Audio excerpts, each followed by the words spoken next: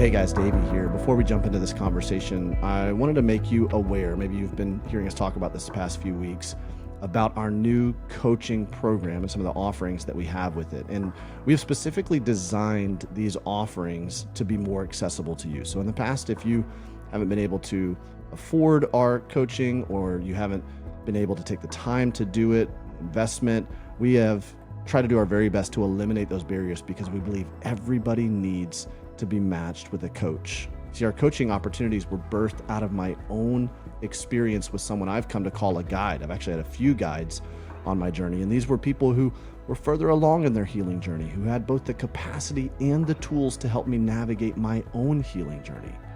And maybe for you, the holidays have stirred up some unprocessed trauma, some unresolved grief. And I want to encourage you to approach this new year with a different kind of resolve. Not the self-help version, but the real help version.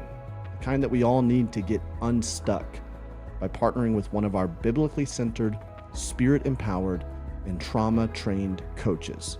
There is no better time to take this next step because we've added a whole new coaching track alongside our flagship Pain to Purpose program. And that new coaching track is called Trauma Recovery Coaching.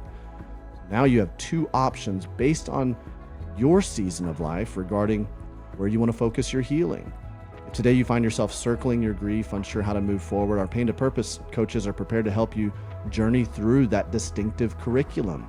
I never would have chosen the road I found myself on through Amanda's death, but what I did choose was to discover the hidden path of purpose within it.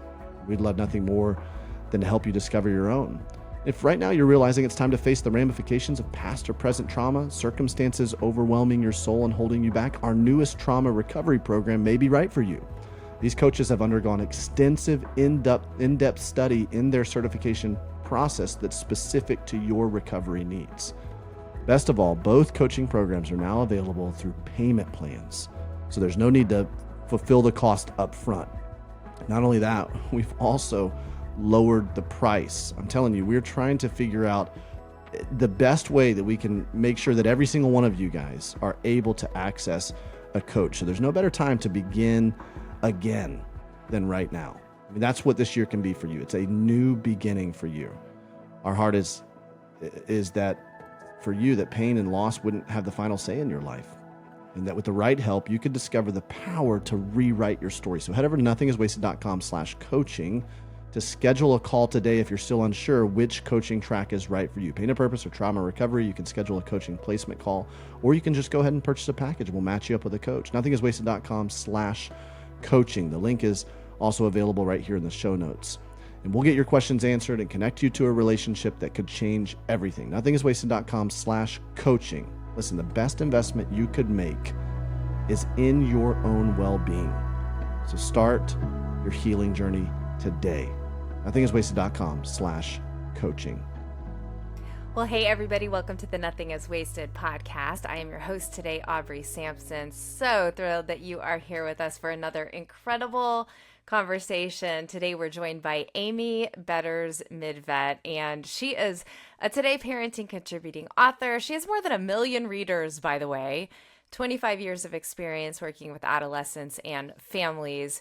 And she's got a lot of kids. She has 5 kids, all different ages. Many of them are teenagers, or even adults now, and some of them are little ones. And she and I have this incredible conversation about what it is to parent teens, especially teens who are struggling, teens who are going through pain and suffering themselves. And then we talk quite a bit, because I'm in some of the similar stages that she has walked through, what it means to parent kids who are leaving the house, about to go to college or being independent, and how that's kind of a new layer of pain as a parent. You're excited to see your child launch into their adulthood and to whatever stage, God has them. Maybe it's college, maybe it's career, maybe it's missions, maybe it's an experience, something else. But there is a deep grief and kind of an anticipatory sadness in letting them go. And so I felt like you'll actually hear this when you listen to our conversation. I felt like God gave me this conversation with Amy because our oldest son is just started his senior year. We are looking at colleges. He's going to, by the grace of God, go to college next year, and we're excited for him. But I'm telling you, my mama heart need some reminders that God is in this and that it's good to launch them and remember when they were precious and little, but also celebrate what God is doing now. And you'll hear this, one of the most tremendous things that Amy talks about, and even since we had our conversation, I've been very mindful of this, that as parents, it's so important to keep that long view in mind.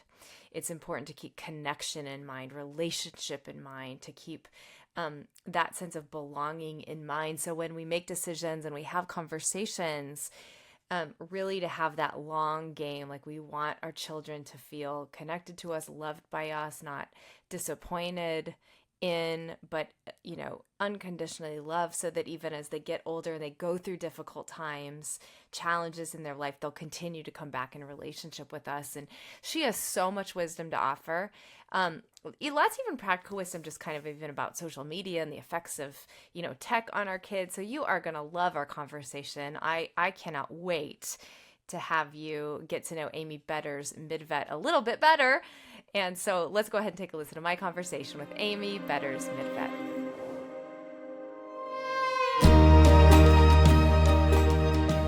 Amy Betters-Midtvedt, welcome to the Nothing is Wasted podcast. Thank you so much for having me. I'm so excited to be here. We are so excited to have you. And I just said this, but I've got 3 teenage sons, Amy. So I'm gonna be taking notes the whole time we talk. Blessing you. Thank you. Through the screen, just blessing you through the screen. Boys are a whole thing. I will take that blessing. Okay, yes. Before we dive into your work, I will end this book. I would love to just hear a little bit about your story. I know that's kind of a big question, but tell me who you are, where you are, what you do, all of those fun things. Okay, great. So I currently live in Appleton, Wisconsin with my husband, Todd, who is a creative director, and then my 5 very creative children. Elizabeth is 23, Lily is 21, Thomas is 19, Kate is 16, and Sam is 13. So we've got a 10-year span. And blessing upon blessings, for the next at least 9 months, they're all home. They're all living home. Are they really? Every single one of them? Every single one of them. Through just like the twists and turns of their lives, they've all landed back in the nest for a year, which is just going to be, I'm so excited. And also like, I'm hiding right now in my closet. This is my book room closet, and I might just put my bed in here and all my things, and then let my husband just go with God. You live there now. Yeah, this is just where I live now. Because there are people, and it's just absolutely wonderful, but it's just crazy. So it's part of what I am passionate about is parenting for the long game, and so I've really been blessed to be able to live out that long game. God just has a way of orchestrating that, doesn't he, in our lives? Yeah. So I feel like that is really a purposeful thing that's happening in my life right now, which is just wonderful. I actually work for the school district where all my kids have gone to school. So I'm lucky. So fun. I followed them right kind of through their lives there. My youngest son would be so happy to tell you I'm currently placed at his middle school. So I work with middle schoolers and their teachers right now. So I get to drive him and my nephew, who's the same age, to school every day. And I get to see them in the hallway and say hi to their friends. Nothing a middle schooler loves more than that. Right. I was going to say he loves every moment of that. Yep. 1,000% his dream come true. He is living his own personal dream, which is so wonderful. But what is really great is I get to be in touch with what's happening in our community, with the kids, the students, the teachers, the families, right in our own community, which is also part of why I've even written this book, is because of what I'm seeing when we're parenting our teens and what our kids are going through, and thinking about all the ways that we can best support them. I wrote the book for parents, but I think it's just as much for educators or anybody who has a teen in their life to kind of just peek back behind the curtain, what's going on with them and what do they really need from us, the adults, in their lives. So yeah, I love that you kind of segued there, because that is something that I wanted to talk about. Again, the title of the new book is You'll Make It and They Will Too. I love that title, by the way. It's so good. So good. I need that. I know. Just look at the book and just remind yourself. So in your experience as a teacher and your experience, obviously, as a mama, what led you to start writing about this, or even just to start getting passionate about it? Well, I started writing about 10 years ago when my oldest daughter was 14. The first viral piece I had was about sitting at a table one night and crying and writing about how I already missed her, right? Mm. She was 14, and it never occurred to me that I didn't get them like full force till they were 18. Then all of a sudden, this weird Yeah. thing starts happening when they're 14 and they're gone with their friends and they have this independence and they don't Yes. really want to be by you. And it just like Yes. hit me like a Yes. yes, that was it. And I remember writing like, you guys, I think I'm like grieving. Like I had no Mm. idea that I would be experiencing grief when my oldest was 14. And Mm. it was very difficult. And it caused me to parent from a place that was just not a great place for us to Yeah. parent Yeah. from, or for me Yeah. to parent from, and my husband as well. But in particular, I watched that impact on my daughter. And so that was sort of where it all Mm. began. And I just became so curious about that. Around that same time, I started working at our middle school. So those things were happening sort of together. And Wow. what I was watching and what I was experiencing in my home and talking to parents about and talking to teachers about how we could even be a partner in these kids' lives, it just kind of just snowballed from there. Mm. Where I just really felt God put these people, these kids on my heart. I thought I was like, my jam was a elementary teacher and a parent of littles. I killed that. Wow. I killed it. And I had no idea God was going to put this whole other thing on my heart.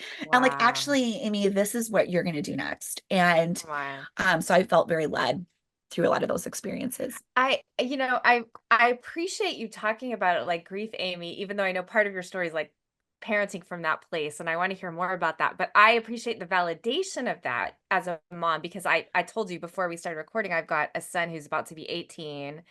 And so one more year and then going to college. And I mean, I'm Oh, not even joking when I tell you on Saturday night, I laid in bed crying. And I was like, this is yes. happening already? I'm already Oh, upset yeah. about this, Yes. and then Oh, I've it's got like a that's 14-year-old it's and a, yeah. yeah. Oh, Oh, yes, you are just in it. That year is so, it's almost more difficult the year before that first kid leaves than yeah. when they're gone. It's just so many things that we're thinking about and Just like feeling. anticipating. So I appreciate that. I'm sure all the parents Oh, I listening know. who are in it kind of feel that too. Did you Yeah. at some point, like you were talking about, you began to parent from that space? Did that feel like not a great space to be parenting from, kind of the fear and the grief? Or did it give you a, no, I've got a time and I want to use the time to my ability? Like, how did you kind of process from there? I wish it was the second one, but it was very much the first. Okay. Right. It Okay. was a very much me trying as hard as I could to hold on and to Yeah. keep us where we were. Whew. And really just always sending the message like, I miss you being little. And just, Mm-hmm. not validating her growth. And then alongside that, just trying to pull her down and keep her close all the time, which there is Mm. nothing that makes a teenager want to move away from you more than you holding on as tight as possible.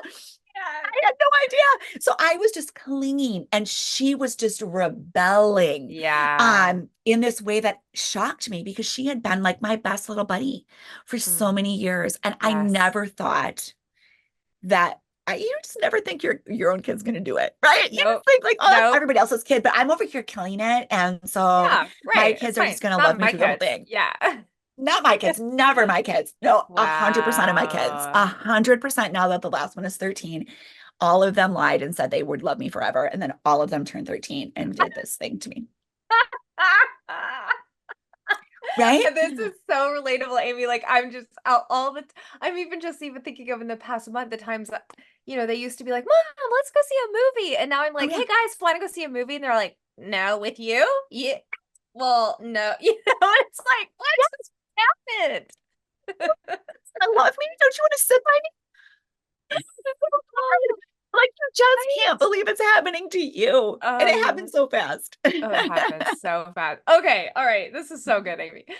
Okay, I wanna transition to the topic of your book, but I do want to ask a question that probably is on every teenage parent's heart right now, and especially because you've got the gamut. You said Right, 24 to 14, right? Or 20 was it right. 23 to 13. 23, Um, 23 to 13, yeah. okay. So obviously we've seen a change in social media, technology, just things that our teenagers are facing now that I don't even know that the, previous 10 No, years ago, those teenagers were no, facing. So, correct. to the parent who is feeling really afraid because of that, Right. how have you kind of managed that in your own household and in your own heart? That's a great question. And that ended up being its own chapter in the book because there was no other way, right? Because you are exactly right. It is totally just exploded. Yeah. From Ellie at 23 to kind of put us in space, like Instagram had just started. Mm. And by the time she was in high school, it was just Snapchat, but the kind of Snapchat where I was friends with all of her friends and I was doing streaks with them every day, right? So it was like early Right, days right. Snapchat where like you're still, oh, all my friends' moms are on here. Right. So Yeah. that's like the 23-year-olds Mm. all the way through to now, Sam, who's 13. And I will say I have relaxed in so much of my parenting, but this is the only place where he has more rules than his siblings had. The only space. And Wow. I have really listened to my young adults. They are like the canary in the mine, right? Like they are the ones who came home and said, "Mom, don't let him even have it on his phone. He can't have it. He Whoa. cannot, like, do not do it." And every other thing, they would, that Like, is not the case. let him do Let it. him, Yeah. like last night, they had all these people over. They're like, don't make Sam go to bed. Like, let him stay up with us. And this, he has nothing. And so, and between that, in my time in the middle school, I mean, I will tell you 90% of the bad stuff that's happening in the middle school starts online. Wow, And Amy. so he now Wow. has nothing. Like he has a phone. Yep. He does not have access to the internet at all. He cannot, doesn't have Google. He doesn't have any search engines. He doesn't Wow. have YouTube. He has nothing, no Wow. socials. He Wow. has Messenger Mm-hmm. and he's attached to our cloud as a kid. Yeah, like a So family member. Yeah. yeah, I can see anything. I have everybody's passcodes until they're 18 Okay. longer. Yep. If I have a mental health concern about somebody, we Mm-hmm. make agreements about being able to tap into their technology as needed. That's good. Um, so that's another little slice of this. But in terms of the youngest of us, it's I'm also not interested, and I know myself as a parent, I am not interested in checking your stuff. I don't have time. I'm not doing it. Yeah. And it Right. also Right. is just not keep us in relationship if I'm like Totally. checking your stuff. So just we have no stuff. Yeah. He can go on Wow. YouTube on the TV in the main family room and he Gotcha. can search from the main family computer where Okay. everything, so it's not that he can't use it. Yeah. Yeah. um but otherwise, and he is for sure the minority when he tells me he is one of few. He is 1,000% not lying. Yep. um Yep. but he's also, there's more parents that are going to this than we would think, Mm. right? There are more people that are pulling back Yeah. than our kids would like us to believe. And I do Mm-hmm. think this is one area where they 100% need our leadership. Yeah. And it Wow. is like a mountain I'm willing to die on right now for him. So he's about to Wow. turn Wow. 14. And then this next year, he'll be in eighth grade. Seventh grade was easier. He was real compliant, not super interested in it. Now Yeah. I can see what happens is when they start to like date a little, that comes more, Yep. becomes a bigger driving factor. But Yep. he's just going to have to not like me all the way through eighth grade. And so And you're just like, this is what it I'm just is. taking it. I'm Yeah. just Wow. taking it for the team. Now, we watch that because we do know that when we put really serious boundaries around something, that can be when they'll get real sneaky. And our Sure. teenagers are smarter than us. Like every single kid here, my older kids are like, "Mom, you can put us all in Life 360, but there's a workaround." I've had kids show up at my house who are like, my parents, don't tell them I was here because I made a Life 360 show. I was still in my bedroom. Like Oh, stop. they're Stop it. they're 1,000% smarter than us, you guys. Yeah, We're they are. never gonna win. Totally. We're never Totally. gonna win. So we do watch for that. Like Yeah. when if he's really pulling back, spending time alone, Mm, anything that happens like that, then we will revisit. And I will always come back into conversation and consider a point. yeah. I Good. will consider and ask at various points.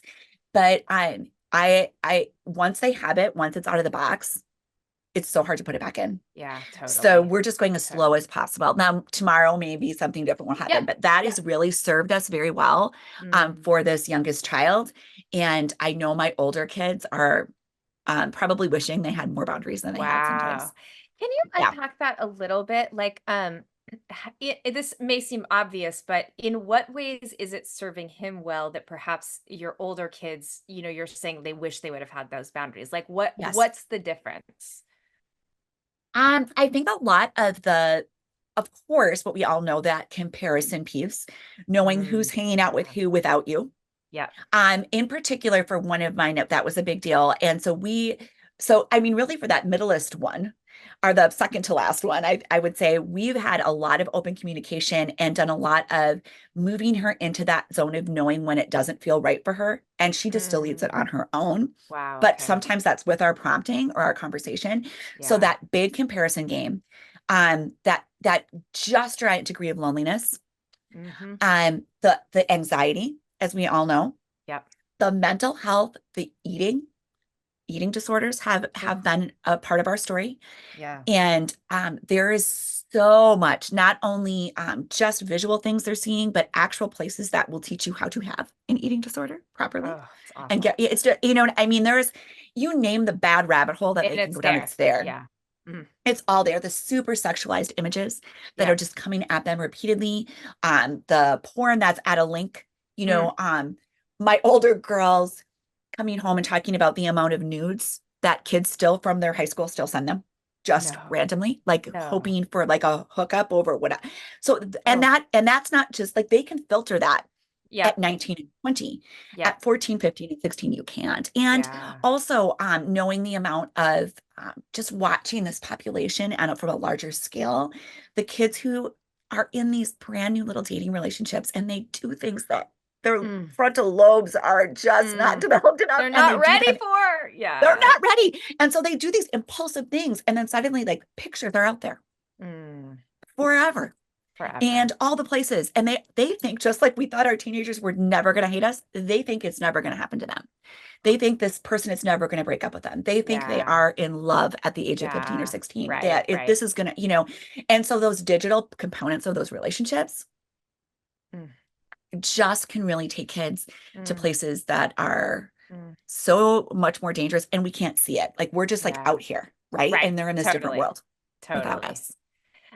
Amy, I want to go back to you talking about kind of parenting from fear, because obviously knowing some of these realities too, that's a different type of fear. It's, the grief that is going too Right. fast, that can make you afraid, but then the fear of like, I have to protect them from everything, Right.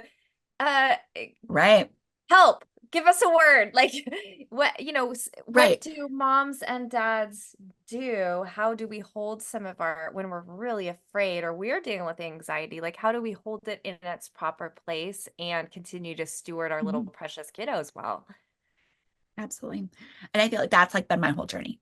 Mm, It really has been, I will say number one, has been thinking about how can I parent for relationship with this human person for the long haul. that's so If good. we can keep our kids connected to us and in relationship with us, we are already protecting them because they have this safe place that they can come Yeah. and they know we're not going to judge or shame or and that's a lot of times at the beginning what I would do when I was parenting from fear. I would say Mm, things like, what were you thinking? This is ridiculous. Like this, you are in such mm, danger. You are just grounded. I just can't trust you. And that was it. yeah. Well, that just puts this wall up, right? Yeah. And Yeah. now it's more, um, I want you to come to me. There's nothing that's so terrible you can't come to me Mm, and talk to me about, and really sharing those things openly. And then keeping myself, and a lot of that is prayer, is keeping myself in check when they do yeah. come, because then they do come to you with really hard things. And you have to stay like this. You have to be like, okay, I'm hearing you. That is what I'm taught. I'm just, dear God, please give me the words to say out of my mouth. Let them Mm, be yours, not mine, because mm, I'm feeling that fear for them. And sometimes I'm feeling it as my fear. So I have to yeah. remember this isn't mine, this is theirs. And how can I help them to carry that? How can I Mm, stick with them and walk alongside them as they are carrying that thing forward? yeah. Which Oh, just so good. changes what you say to them so drastically. Totally. Yeah. Yeah, I think that's so helpful, Amy, just to have that kind of long view in mind. I think you said at the beginning, parenting for the long haul, like how can I keep in relationship? How can I keep us Yep. connected? And that will change the way what vomits from your mouth, It does. right? Or Right. keeping the vomit in. Yes, it So does. good. Yeah. So often I think about the things I'm saying to my kids. It's nothing I would ever say to a best friend in a Mm, million years, right? And then wow. why? Why am Wow. I saying different things to my sisters or my mom or my husband that I'm Mm, saying to these precious, mm, precious baby humans that need Yeah. me to be with them so much more. They have no idea. And so often the amount of times my kids have said, it seemed like a good idea at the time to me is like endless. Right? Like they just do things like it seemed like a good idea. It didn't seem terrible. And I am looking at them like, okay, you know what? They're right. It did it to them. They Yeah. literally mean that. And yet they have now done this thing where there's a serious consequence in some cases. And Yeah. you are really having to help them navigate that Mm, and see those connections. And they just mm. need you to be calm. They need us to be steady. They are not going Yeah. to be steady. Yeah. Yeah. Yeah. So Not going to we happen. have to be. It has to be Yeah. us. It has to Yeah. be us. Oh, it's killing Sadly. me. Sorry. Oh, why? I know. Hey everyone, Davey here. Just want to interrupt this conversation for just a moment and tell you this: Nothing is Wasted is coming to Indianapolis. That's kind of weird to say because that's where we're based and that's where we headquarter. But we will be hosting for the first time the Healing Leader Roundtable this March 2025 in Indianapolis. The Healing Leader Roundtable is a one-day event for pastors, ministry leaders, lay leaders, counselors, therapists, and nonprofit leaders where we dive deeper into how to create environments that are biblically centered, spirit-filled, and trauma-informed. Environments where people can actually heal. I mean, where people can heal inside the church. And this is the church's calling and commission is to help people get healed so they can get back on mission. The thing is, we found ourselves at a critical time in church history. Anxiety, depression, mental unhealth is at an all-time high. And unaddressed pain and trauma has the potential to paralyze the church, the Big C church, and its leaders more than anything else. And the enemy, I'm telling you, is doing everything he can to leverage this against the church. I mean, if you're a pastor, how many times have you seen people in your congregation or organization begin to get on mission and move into their purpose, and then something happens in their life and it completely knocks them off course? And so we'd love to invite you, if you're a pastor, a ministry leader, a counselor, a nonprofit leader, or you're a part of the team, or maybe you need to talk to your pastor or your ministry leader about this. We want to invite you to a one-day roundtable event designed to equip you with a holistic approach to healing your organization, all the way from the leadership to the lay people.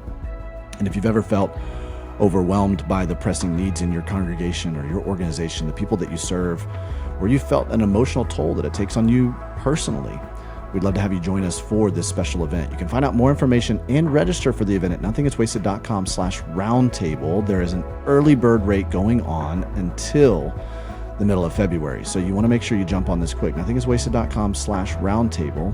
If you're not a ministry leader, we'd love your help in getting information about this event to your pastor, to your church leadership.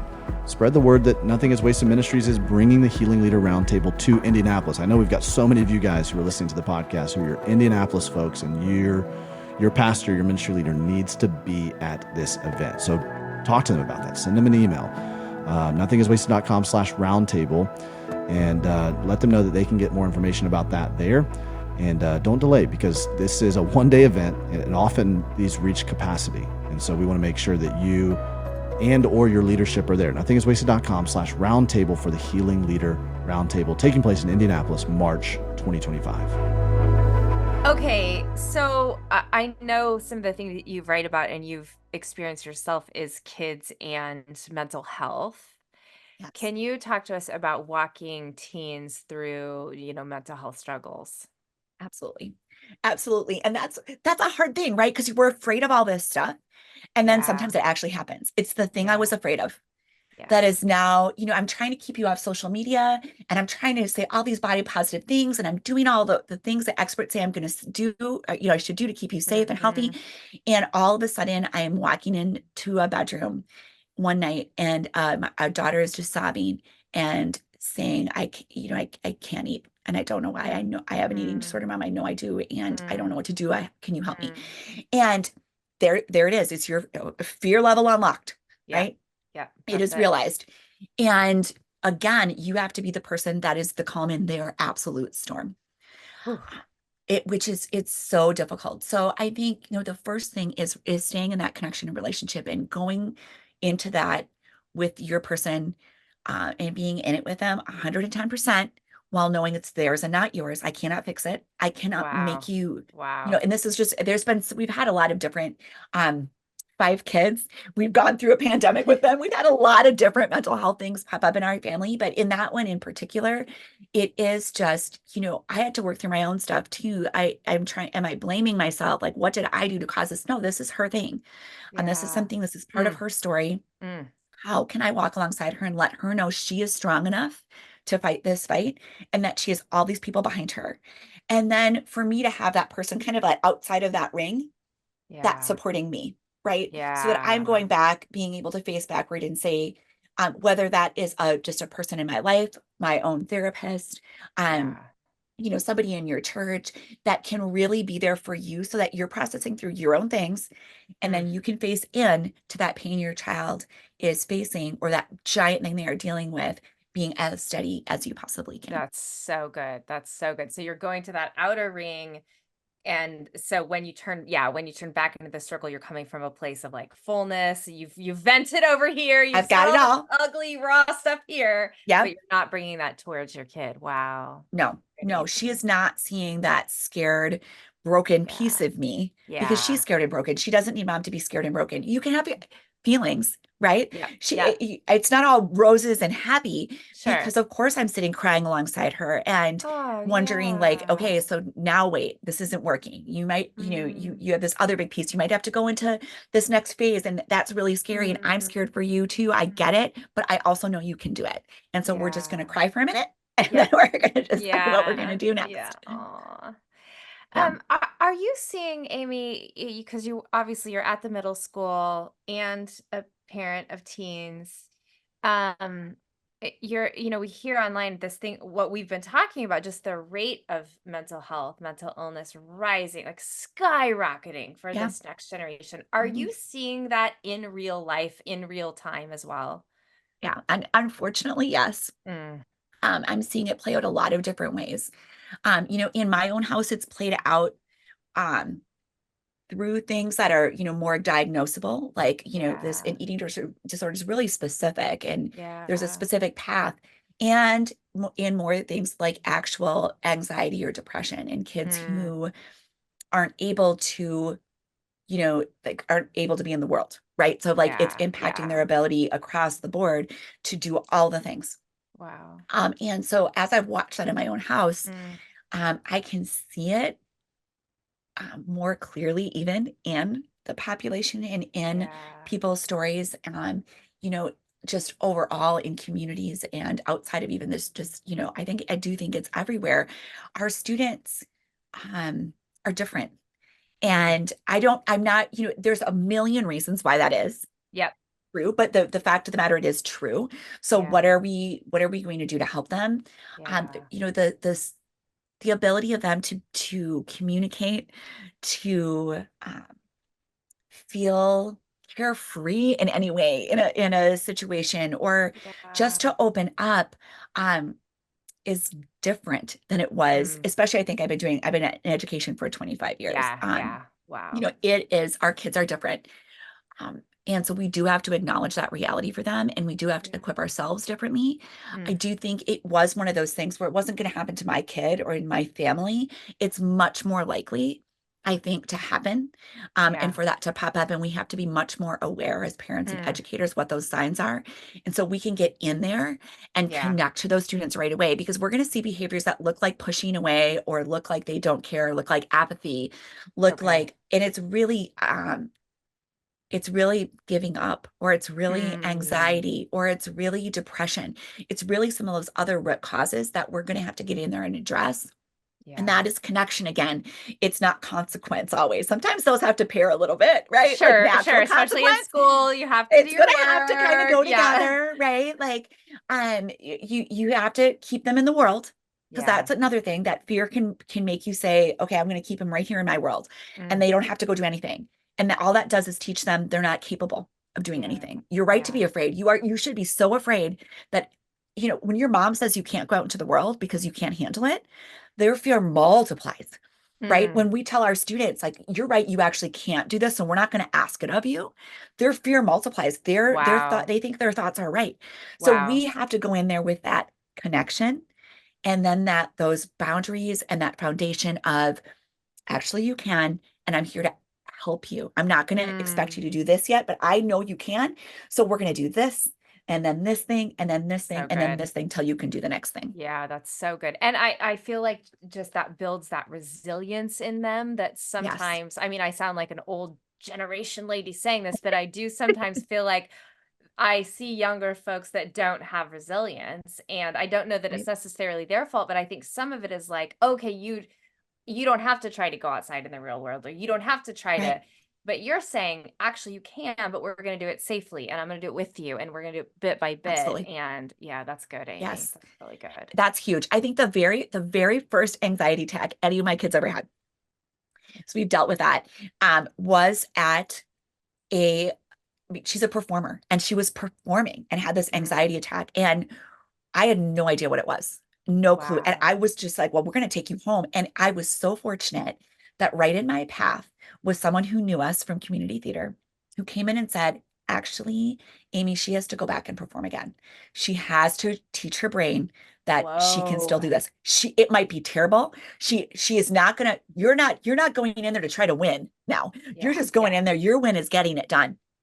And so Wow. she talked us through that. And that turned out to be some of the most valuable advice. I go back to that over and over and over, Hmm. teaching them like, and we talked her down like there is no bear. Like your body thinks you're being attacked by a bear. Like you got this There's adrenaline. no There's no bear. bear.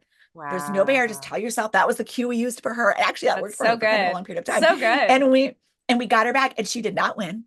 Right. But man, we celebrated the heck out of that I bet afterwards you because did. she made it through the song, and that was it. Hmm. She just made it through. And so that loop is what we try in some way to keep closed with them in Wow. all the ways. And that's not to say that that's something Great. that we can just handle as parents. Like we are brought Yeah. there. You have to know when to bring in medical professionals. Mm-hmm. You have to know when to bring in medicine. You have to know, like, just like Yeah. when they have strep throat, like I'm not Yeah. going to parent them out of strep throat. Right. I'm not going to parent them out of depression. So we're Right. going to figure out who needs to be on our team, and we're going to get those people lined up accordingly so That's we right. can get them doing what they need to do. Oh, it's so good, Amy. Oh, it's so good.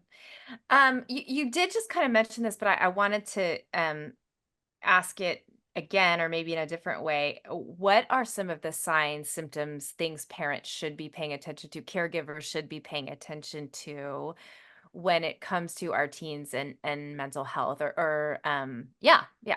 It's a great question because some of what we start to see is normal separating behavior, right? Yeah. They need more time with their friends. They want more time alone. They're not as open with us about things. Like that's all very normal behavior.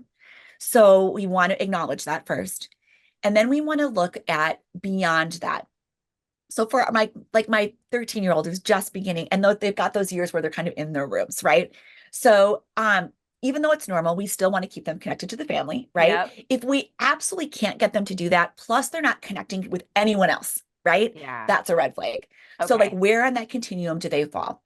Mm, Looking at their interests. What are they interested in? Are they losing those interests? Are they becoming mm, apathetic? Things they used to love, they don't care about anymore.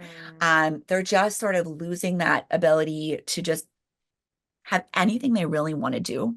Yeah. Um, becoming isolated, trying to spend a lot of time on social media.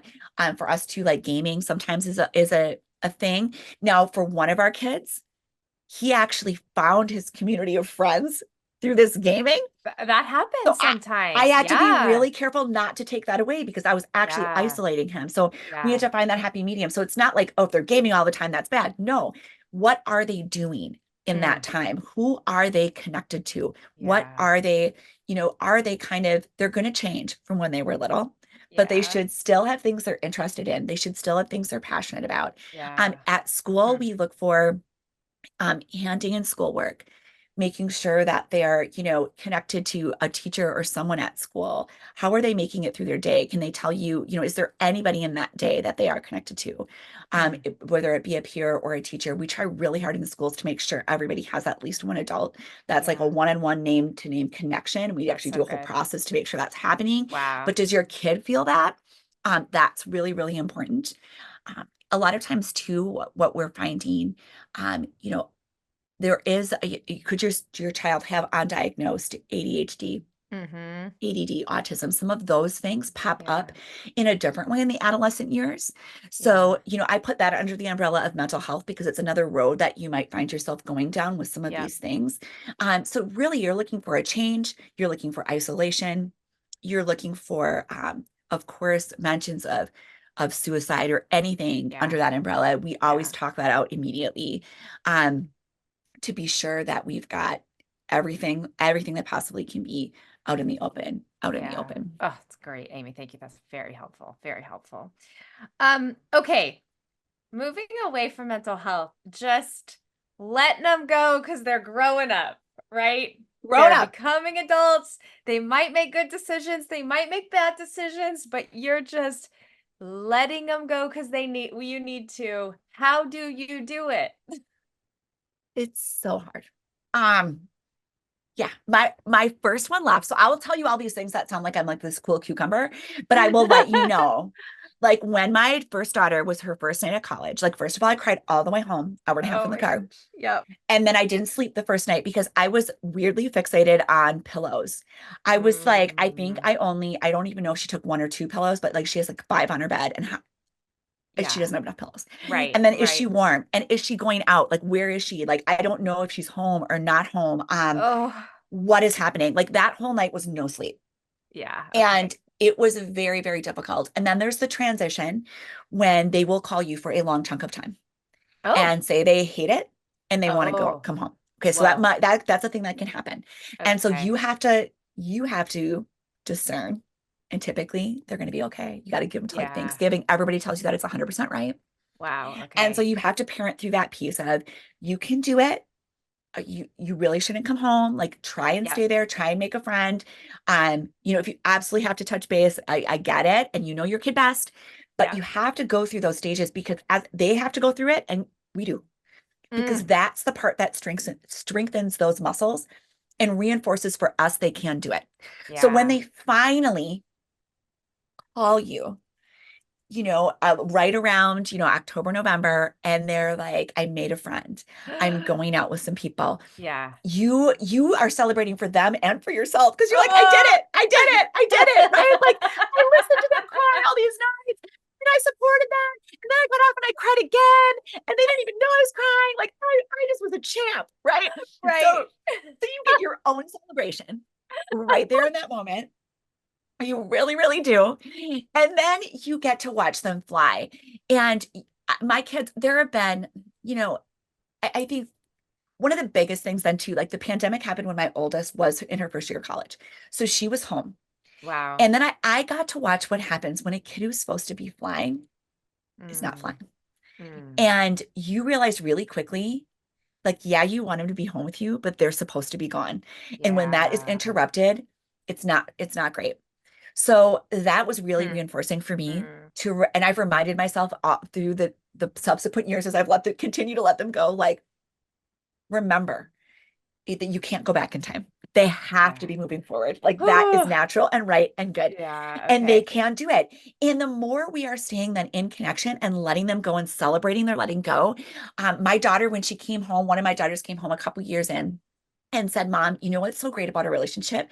She's like, I feel like you've learned to let go, but I've also learned it's okay to hold on a Oh, little she bit. said that.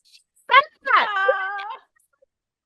I love it. Thank Yeah, you. that's like the dream. That's the That's the dream. dream. I mean, and this was not an easy kid to parent. So I'm telling you, I feel like I Mhm. earned that dream. But it is that feeling of as we let them go, we do give them that space to come back and hold on. And Yeah. so you develop this relationship, um, and you stay true to them during the hard times. Then they call you with the really wacky stuff they've done where you're like, I have no even words for this child. Like, Yeah. what? I don't even know what I'm supposed to say next, but you just are calm and you just parent them through it. And then they continue to come to you with that and you realize, oh, Hmm. this is what it is.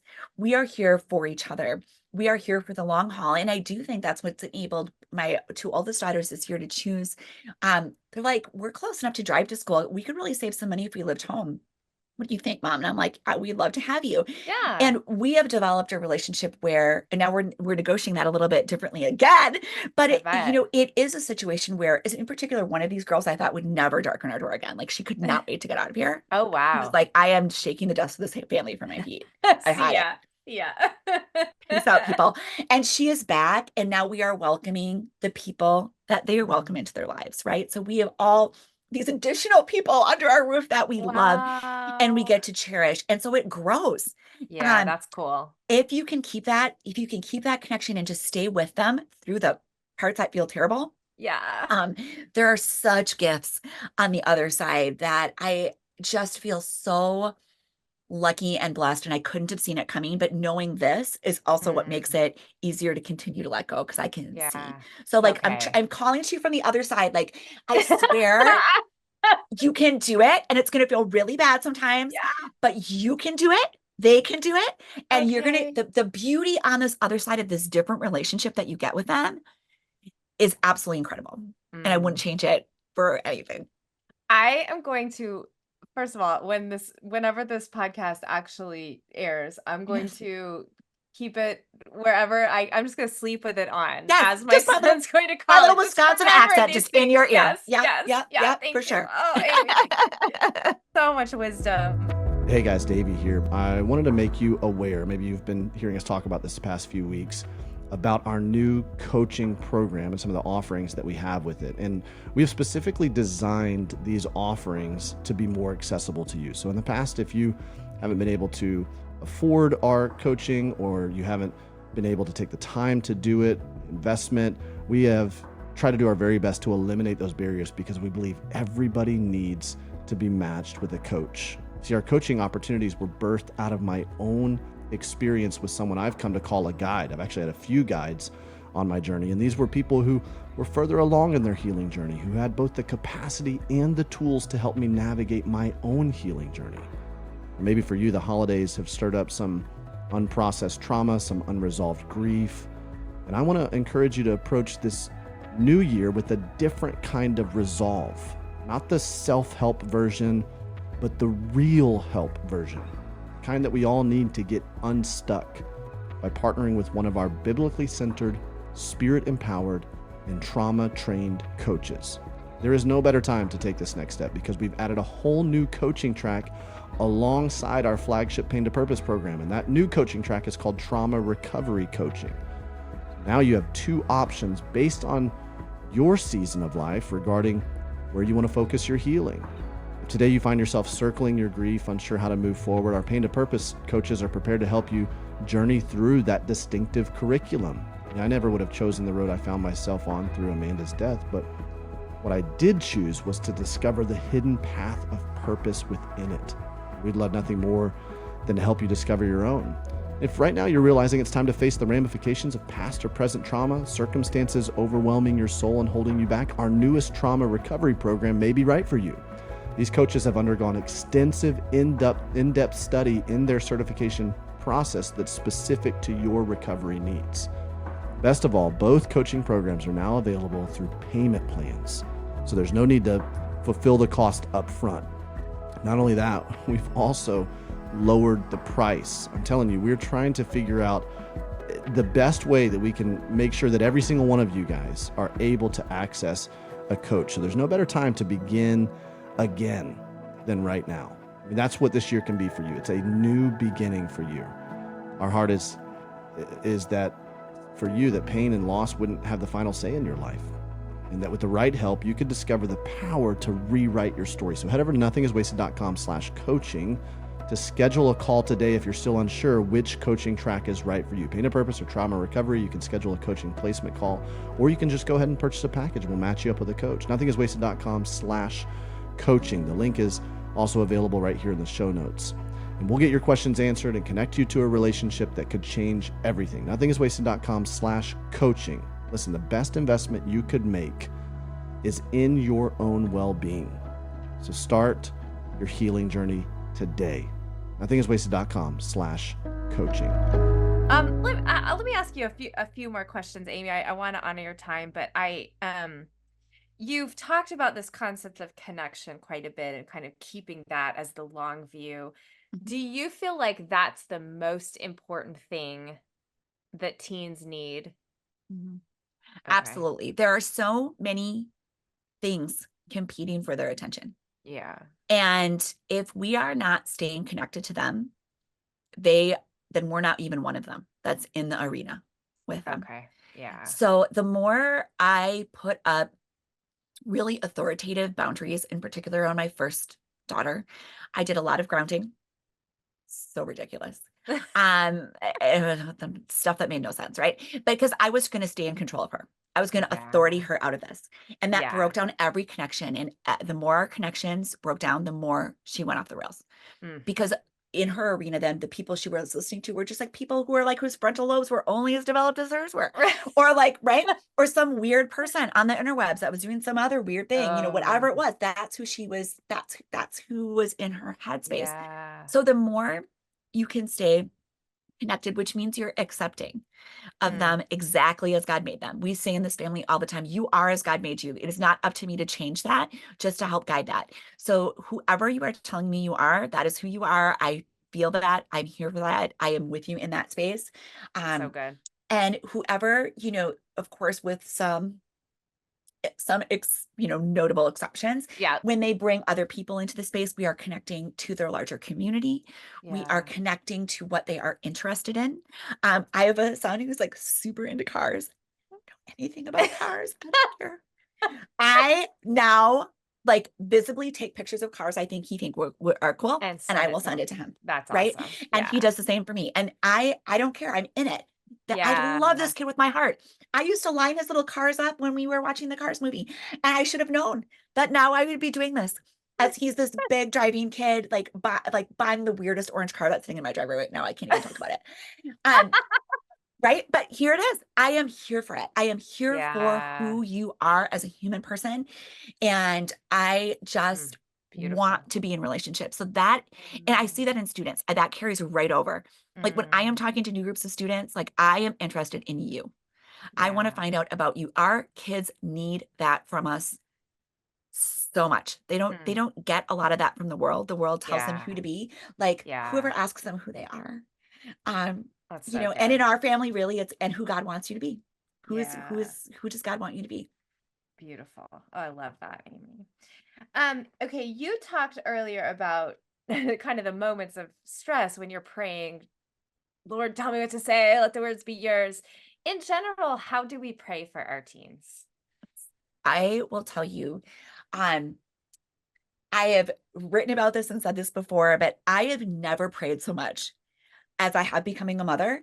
And I have never prayed so randomly as I have since I become a mother, right? Like it is like I am not necessarily praying, although this kind of prayer is wonderful and holy and good, in these really formal ways. Although I do Yeah. like to include them in my prayer book and I like to journal things and do Yeah. all those things, but it is praying every time they go out of the driveway. Mm. I will walk, but my kids do think this is weird, but I think they secretly also love it. But I will walk by them and I just trace the sign of the cross on their forehead, Oh, I love and I will it. just say, "Jesus, walk with you," and like that's Mm. it. Like they might just be watching TV. I don't even care. I'm like, just like Jesus be with you. And and I mean, and they Awesome. will, but they will also ask me. I used to do it when they were little. It's when I blessed them at night. And now they will say, Oh. one of my daughters did the other night. She's like, "Can you just give me blessings? Like I've just got a lot on my heart." Oh. And I just went in and gave her blessings. Like, I'm blessing their car. As it's driving on the Yeah. driveway, whatever Yes. it is, and just Yes. stopping to be grateful to God for those, especially in those hard moments. Like, thank you, God, for giving me these children. I remember that you Mm. entrusted them to me, Mm. and I have what it takes to parent them. I can do hard things, and then I will go in. Um, Mm. I am laying outside, outside of a bedroom door with a pillow and a blanket because I am deeply worried about the person behind the door. I Yeah. am praying in those moments to God to please hold us both up. I'm praying He's holding me and He's holding the child on the other side of the door.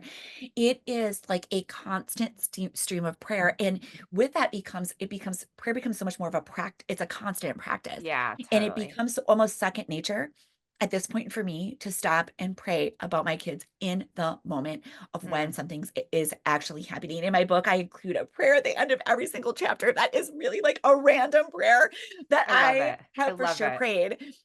in some, in the line at school, drop off or Yeah. Yeah. wherever it is. It has to be that.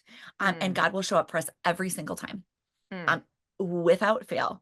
yeah. He loves our kids more than we do, which is impossible to even remember. I It's can't so even imagine that. hard to imagine You say that. those words, and I'm like, I trust that's true, God, but I just really still feel like there's Right. no I way don't anybody know. loves these Believe kids you. more Yeah. than I could possibly love them, but whatever, Right. I'll trust you. Right.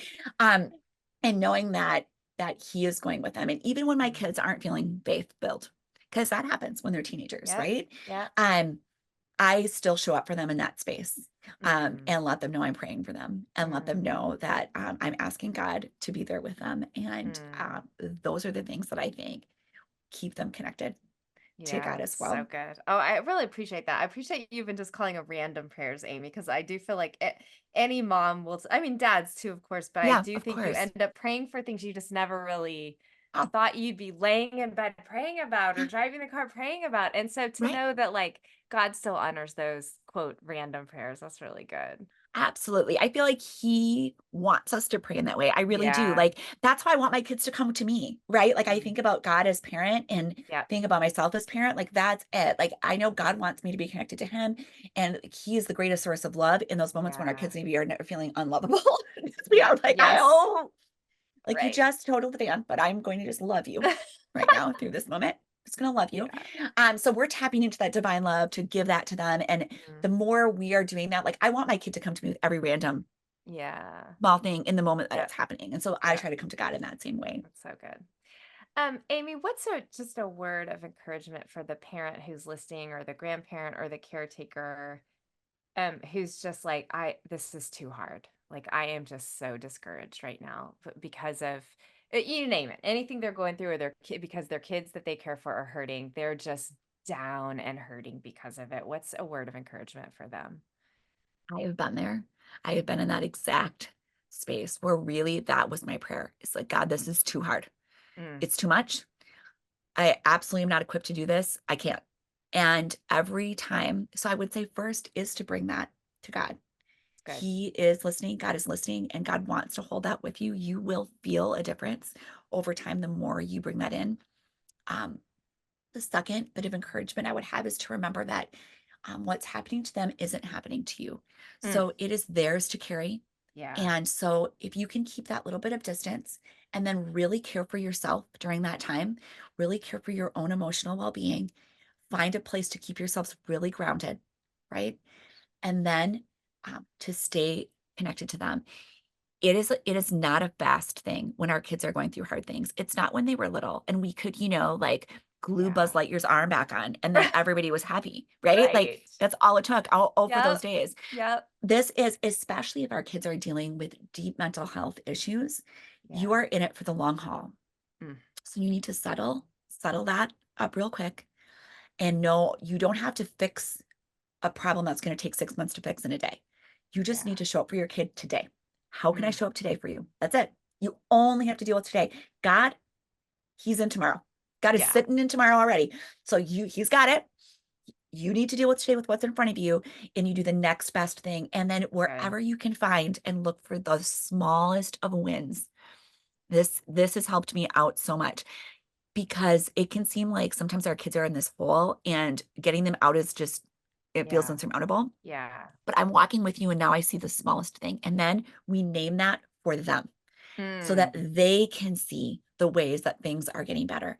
And then mm, together we just continue to say, like, I remember saying to one of my kids once, like, you only have 15 missing assignments. And we threw a party because they had had like 45. wow. Like the Wow. whole they were down and all their mental Yeah. things had just led to Yeah. such a house of cards that had fallen for them. Mm. And I thought, when as a teacher, I am celebrating 15 missing assignments with this child. This feels real wrong. What But is it was it? like they needed me to celebrate with them because they felt Yeah. like I am never getting out. And they were like, really? We Yeah. can be happy about that? Yeah. We are so happy because that means 30 were turned in. Like that is not That's nothing. Like amazing. that is amazing. Like let's Yeah. keep going. You Mm. will graduate, I swear. So we work that system together. So you can do it It's one little step at a fantastic. time. Oh, so good, Amy. Okay, where can our listeners find and follow you and all of the things you're doing in the world? Where can they get your new Okay, book? great. All of that fun stuff. All that. Okay, so my website is amybettersmidtvedt.com, so you can find and connect to me for all things there. My book is there. Um, my connection to all my socials is there. There's my favorite words online are there. I have a link Nice. shop actually if you want a t-shirt, that's there. But I am most active on Facebook and now Instagram. My kids are making me get on TikTok. So like come find me there. And they're like, Mom, you can do it. But like my first things were apparently really cringy. Oh, how But dare you? I How don't I know dare how you? dare I? Wow. How Yeah. dare I just but yet I feel like they're here for it. So they're helping me. So yeah, so I'm on socials all the time. I'm Okay. pretty decent at responding to messages too if you have something big on your heart. So Oh, it's so great. Okay, Amy, yeah. I just a mom to mom question. I have to ask you one more and then I promise I'll let you Yes. go. Okay. Do they ever stop needing you, or are you always mom, or how does that change? Okay, I'm gonna quote my dad on this one for you. I Okay. asked my dad that same question. Hmm. And he said, Amy, you are 50 years old and you have called me crying about what's going on with your kids. Oh, Like, there's your answer. He's like, it never ends. it never And ends. it never ends. But that is the most difficult and Yeah. beautiful thing in the Mhm. whole wide world. We get to be their people forever. So you have to Yeah. you get all the celebrations, but you get the hard stuff Ooh, too. all the hard It's stuff just, it too. changes. But I will tell you, it's never, I would say, like the mental taxing piece of it. I'd say my Yeah. dad would also say that doesn't really change. I might just be a lot though. I don't know. Oh, Amy Betters-Midtvedt again is the author of a new book called You'll Make It and They Will Too. Everything no one talks about when you're parenting kids. Get a copy for yourself, your spouse, all the parents in your life today. All Amy, people. thanks so much for being here. Thank you so much. This was so much fun. I really appreciate you having me. Well, hey, thanks so much for joining us for today's episode of the Nothing is Wasted podcast. We hope you enjoyed it and found it as encouraging and insightful as we did. Be sure to subscribe to the podcast on Apple Podcasts or Spotify or whatever it is you like to listen. We would love for you to rate and review as well. Your feedback actually helps us connect with listeners who need hope and healing, listeners just like you. And so we'd love to invite you to do that. You can also subscribe to our YouTube channel. You can follow the show notes for that, or you can just go on the YouTube app and search for us. We also love connecting with you on social media. We love engaging with you there and hearing your stories of how God is using these stories to encourage you.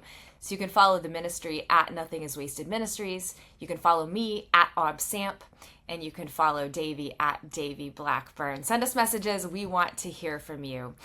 And look, if you want to hear more about what we have here, the incredible resources that we have available to you at Nothing is Wasted to help you navigate whatever valley you're walking through, we want to invite you to visit our website, nothingiswasted.com. And if you're ready to start in your journey towards healing, go to nothingiswasted.com/start here for your next step. As always, we want to thank Sleeping at Last for providing all of the music on the podcast. We want to thank you, our Nothing is Wasted community. We want to thank our incredible guests. And remember, no matter what challenges you are walking through, nothing is wasted. Hey, thanks again for being here. We want to invite you to join us next time for an incredible conversation here on the Nothing is Wasted podcast. But before you go, check out a short clip from our next episode. Thanks for joining us, friends. I would say we need a life of spiritual practice because we know fundamentally that we are not formed just by our thoughts. Like the I think therefore I am approach to life that came from mainly the Enlightenment is just an obvious fallacy. Anyone could tell you that the gap needing to be closed between Mary Sue and the full way of Jesus is probably not resting on just a lack of biblical information or one more sermon series that might compel her to take Jesus more seriously, because inspiration and willpower are both depleting resources. And so to borrow from Dallas Willard, most people in every area of their life other than faith fundamentally understand that we're formed by training, not by trying. But when it comes to faith, we attempt to be formed by trying rather than by training.